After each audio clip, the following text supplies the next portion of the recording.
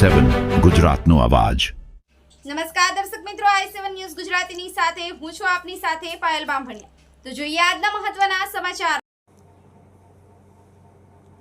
ફતેપુરા તાલુકાના ખેતી સંકટ, બેરોજગારી અને મોંઘવારી સામે આદિવાસી વિસ્તાર ઉકળ્યો। જન આક્રોશ યાત્રાનું દાહોદ જિલ્લામાં ભવ્ય આગમન। મળતી માહિતી મુજબ જન આક્રોશ યાત્રાના ભાગરૂપે દાહોદ જિલ્લાના ફતેપુરા તાલુકા તથા સુખસર તાલુકામાં યાત્રાના આગમન પ્રસંગે ગુજરાત પ્રદેશ કોંગ્રેસ સમિતિના પ્રમુખ શ્રી અમિતભાઈ ચાવડા, ગુજરાત વિધાનસભાના વિરોધ પક્ષના નેતા તુષારભાઈ ચૌધરી તથા ગુજરાત પ્રદેશ કોંગ્રેસ સમિતિ મધ્ય ગુજરાતના પ્રભારી રામકિશન ઓઝાનું આદિવાસી સમાજની પરંપરાગત રીત રિવાજો મુજબ ભવ્ય અને ઉત્સાહભેર સ્વાગત કરવામાં આવ્યું। દાહોદ જિલ્લાના ફતેપુરા તાલુકાના સલરા ગામમાંથી આ ગૌરવ યાત્રાનો પ્રવેશ થયો હતો।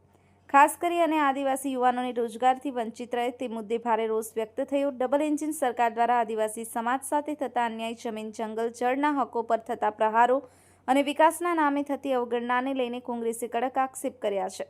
કોંગ્રેસના આગેવાનોએ જણાવ્યું કે જન આક્રોશ યાત્રા એ ભાજપ સરકારની નિષ્ફળતાની સામે જનતાનો ઉકળતો અવાજ છે અને આદિવાસી સમાજ, ખેડૂતો તથા યુવાનોને, મહિલાઓને ન્યાય આપવા આ લડત વધુ તેજ બનાવવામાં આવશે।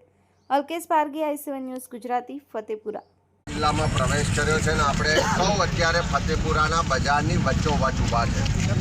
બધા જ વર્ગ વિસ્તારના લોકોની એક જ રજૂઆત છે કે આ તાલુકા મથક છે, પણ ચારે તરફથી સરકારમાં બેઠેલા નેતાઓનો જે ભ્રષ્ટાચાર છે એનો ભોગ આ જનતા બની રહી છે। એક બાજુ ગટરના પાણી ઉભરાય છે, દૂષિત પાણી પીવાને કારણે આજે આખા ગુજરાતમાં ક્યાંક ગાંધીનગરમાં લોકો હોસ્પિટલમાં છે, અમદાવાદમાં હોસ્પિટલ છે, બધી જ જગ્યાએ લોકો દૂષિત પાણીથી પરેશાન છે।